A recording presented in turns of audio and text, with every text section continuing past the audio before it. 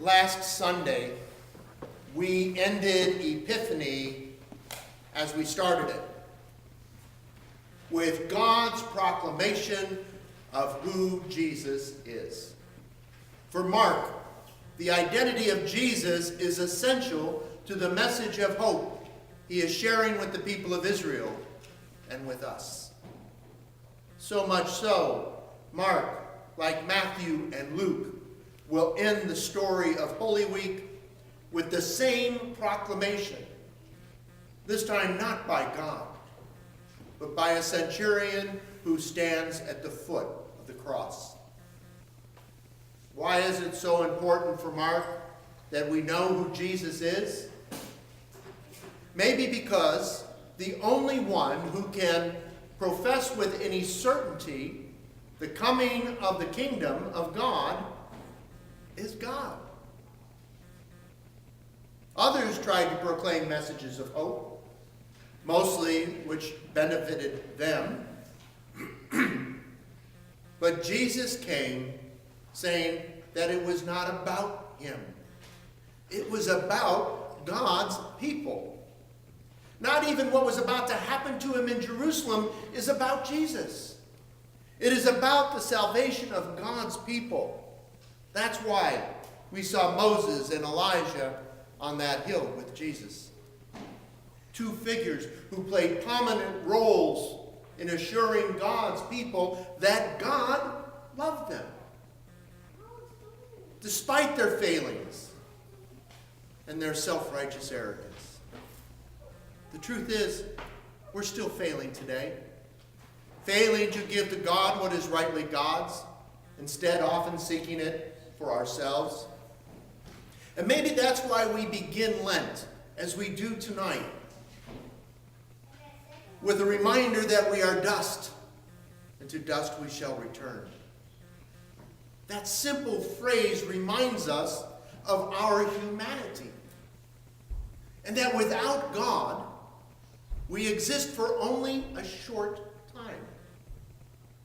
And without God, when we are gone, there's nothing left to show for the work we've done in our lives except some dust. Living lives so finite and without meaning doesn't offer humanity any sense of hope or encouragement. In fact, it can be downright depressing.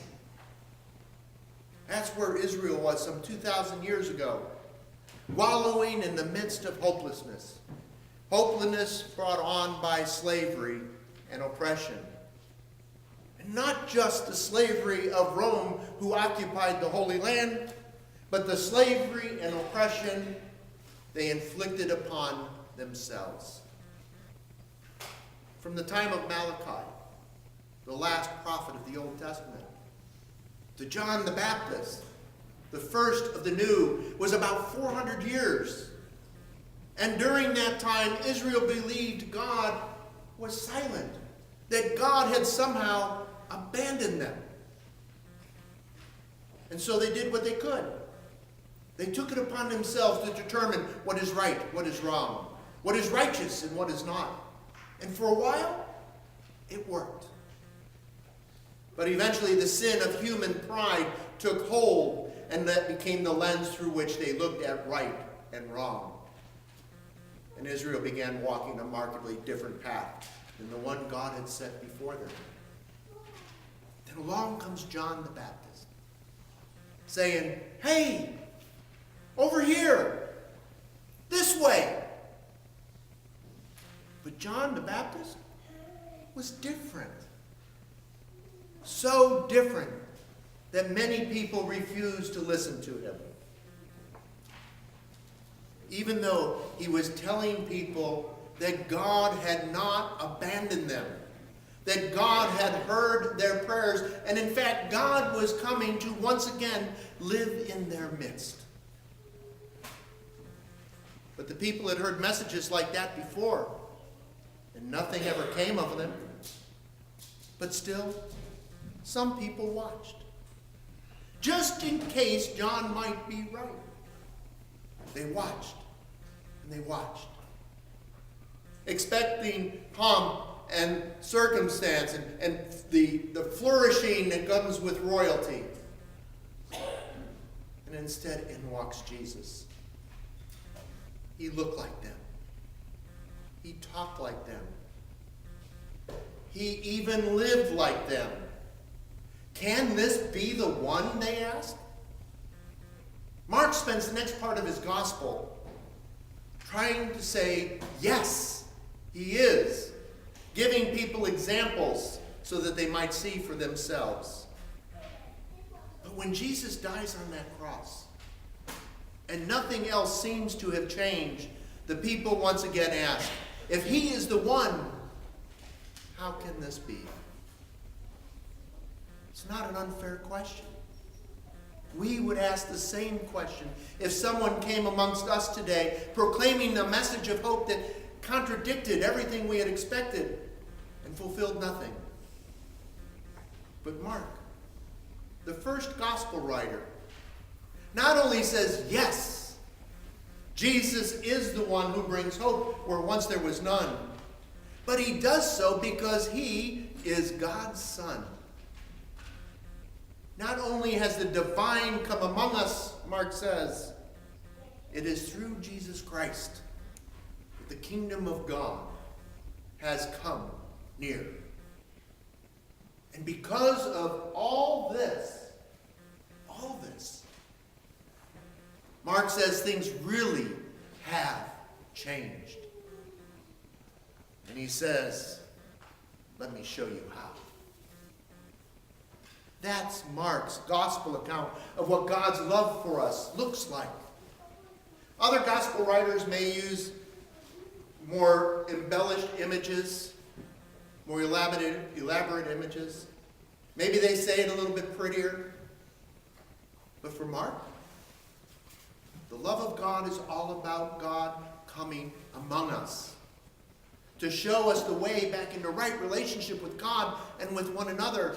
And then God's self, clearing the way so that we might follow.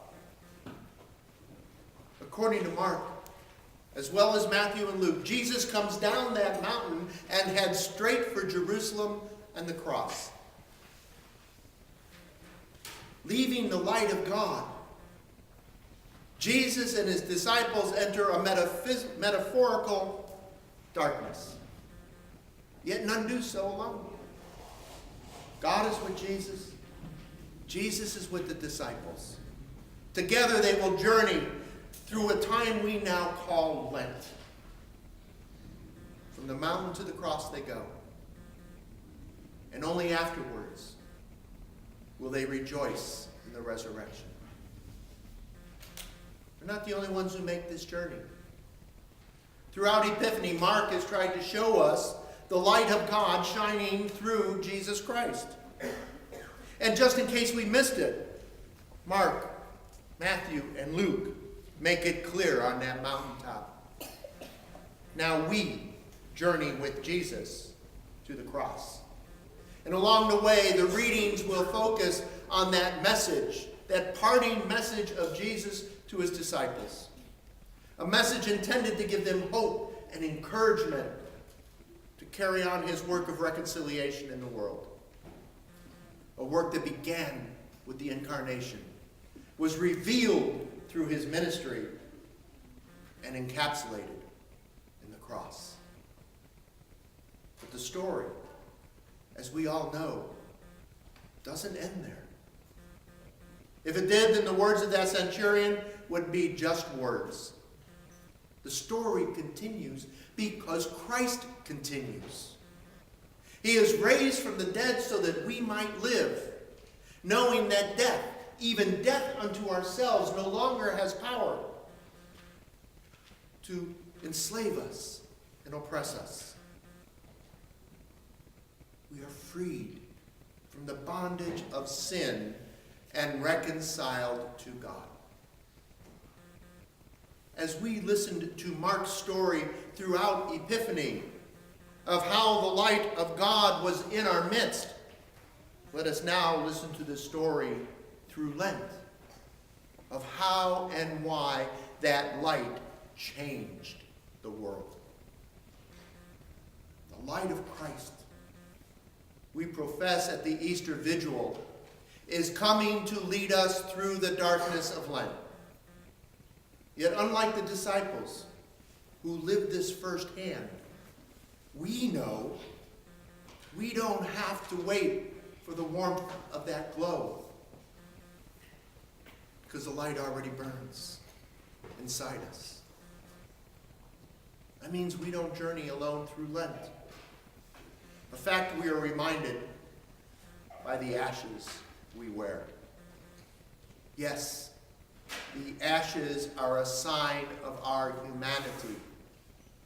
But their imposition in the image of a cross reconnects us to our baptism, when with chrism, the sign of the cross is made on our foreheads as a sign that just as the light of Christ, or the light of God, burned in and through Christ, that light now burns in and through